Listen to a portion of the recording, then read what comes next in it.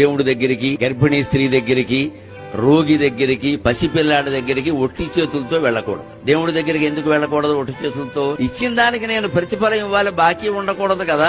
అందుకని వాడు ఇవ్వగలిగింది తులసాకు మాత్రమే, నేను ఇవ్వగలిగింది కోట్లు కదా ఇచ్చాను అంటాడు. అంటే దానికి రద్దు అయిపోతుంది. ఇక్కడ దేవుడికి అహంకారం మమకారాలు ఉండవు, అందుకని పట్టుకెళ్ళమన్నారు. గర్భిణీ స్త్రీ దగ్గరికి వెళ్ళినప్పుడు ఏమైనా పట్టుకెళ్ళమన్నారు. ఎందుకంటే గర్భిణీ స్త్రీల కోరికలు ఏమి లోకానికి నష్టం కలిగించేవి, ఆవిడ ఆరోగ్యానికి నష్టం కలిగించేవి కాకపోతే వెంటనే తీరు, లేకపోతే ఆ లోపం బిడ్డలో కనపడు. మా అక్కకి మినపసోనం ఇష్టం అని 1 కేజీ చేయించి పట్టుకెళ్తాడు. అలా గర్భిణీ స్త్రీ దగ్గరికి వెడితే ఆవిడ కోరికలు సరదాగా ఉంటాయి కూడా తెలుసుకుని పట్టుకెళ్ళమని. అలాగే రోగి దగ్గరికి ఆయన ఏమి బయటికి వెళ్ళి ఏం కొనుక్కోలేడు, ఎందుకని 2 యాపిల్ పళ్ళు పట్టుకెడితే అవే తింటాడు. ఆయన ఆనందం తినకూడదు కదా. మరి చిన్న పిల్లాడి దగ్గరికి ఎందుకు పట్టుకెళ్ళమని చెప్పారో తెలుసా? వాడు చాలా తెలివివాడు. ఏమీ పట్టుకెళ్ళకుండా మనం వెడితే మన సంచి తీసుకుని జిప్పు తీసి వెతికి నాకేం తెచ్చేవాడు అంటాడు. వెంటనే ఆవిడ మొహమాట ముఖ్యమంత్రి వచ్చినా అంతే అడుగుతాడు వాడు. అలా చిన్నపిల్లల చేత అడిగించుకోకుండా మనమే ఇచ్చేస్తే పరువు దక్కుతుంది. ఊరికే శాస్త్రాలు చెప్పారండి.